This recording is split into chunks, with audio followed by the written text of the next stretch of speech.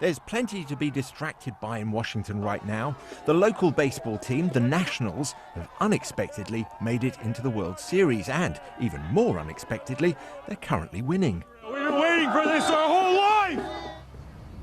The subject that's dominating conversation in this part of town, at least, is nothing to do with home runs or pitches, but impeachment. We want to know what's going on. Well, let me explain. The early skirmishes of this battle have come down to process. Who is playing fair? This idea of the administration not letting people testify, not producing documents, trying to stand in the way of the facts coming out is just so wrong. The Democrats are trying to construct a story that's so simple you can tell it in just 3 words, although they are in Latin. Quid pro quo. Quid pro quo. Quid pro quo. Quid pro quo. Quid pro quo. Quid pro quo. Did the president use foreign military aid to induce or compel the Ukrainian president to dig the dirt on his political opponent? Behind closed doors all week, witnesses have been testifying, part of the evidence-gathering process.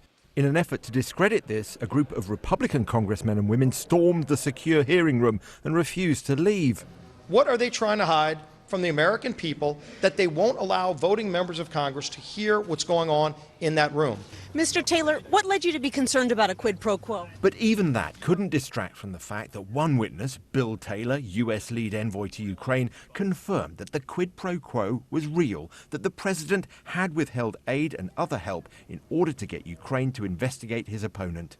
When all of this started, not that long ago actually, a lot of the Republican defenders of Trump were saying, look, there has to be a quid pro quo. They're not going to find a quid pro quo because that didn't happen. Well, now we have some testimony that suggests there was a real quid pro quo and that it was based on Trump's desire to deal with a domestic political enemy. Up to this month, Americans consistently told pollsters they were opposed to impeaching the president.